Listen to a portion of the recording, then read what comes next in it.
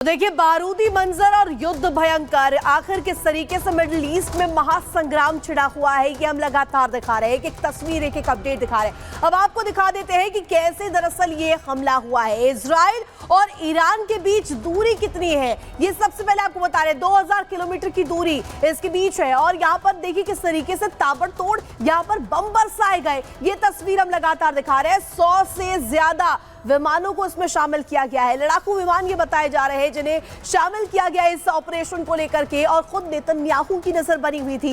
Netanyahu खुद war room में मौजूद थे, खुद मॉनिटरिंग कर रहे थे। और ये हम लगातार ग्राफिक्स के माध्यम से आपको बता रहे हैं कि हमला किस तरीके से 2000 किलोमीटर की दूरी से यहां पर किया गया है इजराइल द्वारा ईरान पर। और यहां पर तेहरान में तबाही मचाई गई है।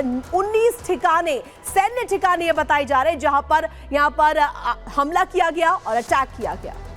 जनरल सिन्हा, इसी ग्राफिक्स पर आपसे सवाल लेंगे क्योंकि 2000 किलोमीटर की दूरी है। 100 से ज्यादा विमान, लड़ाकू विमान हमले करते हैं। मतलब घर में घुसकर इजराइल के विमान ईरान पर हमले करके वापस आ जाते हैं।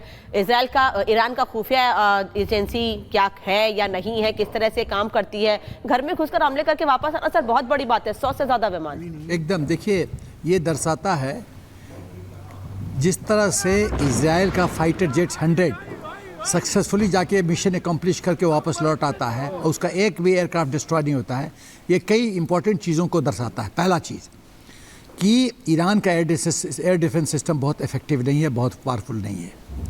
दूसरा चीज़, ईरान का एयरफोर्स इतना कैपेबल नहीं है कि एयर स्पेस में इजराइल के फाइटर जेट्स को चैलेंज करे और उसको डिस्ट्रॉय करे। तीसरा चीज़, उसका जो मिसाइल सिस्टम है वो इनफेक्टिव है। चौथा चीज़ कि वो उसकी जो कंटीजेंसी प्लानिंग है, आप जब 1 अक्टूबर को इजराइल पे अटैक करते हो तो आपको ये मान के चलना होगा कि इजराइल काउंटर अटैक करेगा। 25 दिन के बाद काउंटर अटैक कर रहा है, आप उसके लिए तैयार भी नहीं हो। और आपको पता है कि 2000 किलोमीटर है तो एयर स्पेस से ही अटैक आएगा, ग्राउंड से तो आ नहीं सकता है क्योंकि आपका बॉर्डर तो मिलता नहीं है। उसके बावजूद आपके पास जो आपका रडार सिस्टम है, आपका अर्ली वार्निंग सिस्टम है, आपका ये सब डिफंक्ट है। फिर आप कैसे इजराइल ऐसे पावरफुल देश से लड़ोगे? ये तो शुक्र है कि आपको बॉर्डर नहीं टच करता है, नहीं तो आप तो और बर्बाद हो जाते हैं। तो ये रिपीट परफॉर्मेंस होता रहेगा। और मुझे लगता है कि जंग का भी अंत मुझे नज़र नहीं आता है जब तक मिडिल ईस्ट के दिमाग में ये सोच खत्म, ये कीड़ा ख़त्म नहीं होगा, उसकी मृत्यु नहीं होगी कि इजराइल को शांति से जीने दो। जो अकॉर्ड साइन करना, ऑलरेडी इतने अकॉर्ड्स हैं, अकॉर्ड्स ऑलरेडी, उनकी कमी नहीं है। शांति से जीने दो और खुद भी शांति से जियो और विश्व के लिए शुभ सोचो। इस तरह से यदि इनकी ये सोच रहेगी कि हम इजराइल को ख़त्म कर देंगे, पूरी तरह से बर्बाद कर देंगे, उसका निशान मिटा देंगे, नामो निशान मिटा देंगे, ये पॉसिबल नहीं है। आपने बहुत बार कोशिश किया, आप कुछ नहीं कर पाए। और आपको इतनी क्षमता नहीं है कि आप इजराइल के 100 फाइटर जेट्स को आप बर्बाद कर सको। फिर आप कैसे इतना आप इजराइल को पूरी तरह से ख़त्म कर सकते हो? और उसकी इतनी हाई टेक्नोलॉजी, ये इजराइल एक ऐसा देश है, आप सोचिए, पेजर इस्तेमाल किया और हिजबुल्लाह के चीफ को बंकर्स में, कितने लेयर्स बंकर्स में नीचे था, सीक्रेट मीटिंग हो रहा था। बिल्कुल बिल्कुल सिन्हा सर, आपने ठीक कहा। और यहाँ पर ये अभी जो स्थिति है ये अभी ठीक होती हुई नजर नहीं आ रही है। अब रिटेलिएट किस तरीके से ईरान करता है ये भी देखने वाली बात होगी। और अब आपको ग्राफिक्स के माध्यम से दिखा देते हैं कि क्या कुछ उसमें अहम रहा है। सीधे चलते हैं अनामिका के पास।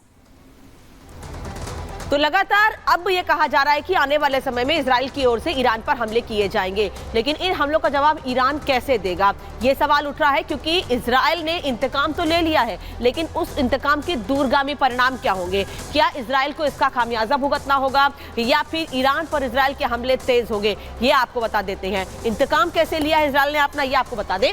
इजराइल ने ईरान के कई शहरों पर अटैक किए हैं। हमने तस्वीरें भी आपको दिखाई हैं कि किन किन जगहों पर और कैसे ये लड़ाकू विमानों से अटैक किए गए हैं। ईरान के तेहरान, कराच समेत कई जगहों पर हमले किए गए हैं और बाकायदा वहां बम बरसाए गए हैं। बताया जा रहा है कि एयर डिफेंस ताकत भांपने के लिए इजराइल ने ईरान पर ये छोटे हमले किए, इसे छोटे हमले का नाम दिया जा रहा है। ईरान की राजधानी तेहरान में 10 से ज्यादा धमाके किए गए हैं, लेकिन ईरान का यह कहना है कि इससे बहुत ज्यादा नुकसान नहीं हुआ है। इजराइल ने हमले से पहले अमेरिका को जानकारी भी दी थी। नेतन्याहू ने वॉर रूम में बैठकर हमले की पूरी निगरानी की है कि कैसे जो प्लानिंग की गई है, जो ऑपरेशन बनाया गया पश्चाताप का दिन, वो कैसे उस पर अमल किया जा रहा है। अमेरिका ने कहा है कि इजराइल ने आत्मरक्षा में अटैक किया है। जो 1 अक्टूबर को ईरान ने इजराइल पर हमला किया था, उस आत्मरक्षा में अमेरिका ने कहा है कि इजराइल ने अटैक किया है। अमेरिका का यह दावा है कि आने वाले समय में इजराइल पर ईरान के हमले और तेज हो सकते हैं और ईरान भी यह दावा कर रहा है कि अब हम अपनी सुरक्षा के लिए इजराइल पर हमले कर सकते हैं। तो देखिए किस तरीके से इजराइल और ईरान के बीच तनातनी है। इजराइल की तरफ से हमला किया गया और यह साफ तौर पर कहा गया है कि यदि ईरान अपने मंसूबों को शांत नहीं करता है तो उसे अंजाम भुगतना होगा, उसे अंजाम भुगतने के लिए तैयार रहना होगा। कि किस तरीके से यहाँ पर देखिए अब यहाँ पर बदला लिया गया है। तो ये जो यहाँ पर महायुद्ध है वो लगातार जारी है। इसी से जुड़ी हुई एक रिपोर्ट आपको दिखा देते हैं कि किस तरीके से ये वॉर फ्रंट जो है वो खुल गया है।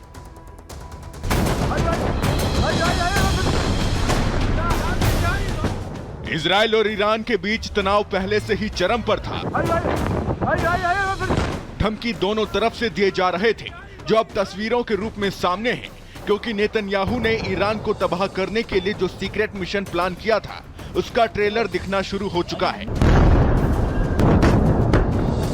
हमास और हिजबुल्लाह के बाद नेतन्याहू की सेना का मकसद ईरान की बर्बादी और तबाही है, जिसकी बानगी ये तस्वीर है।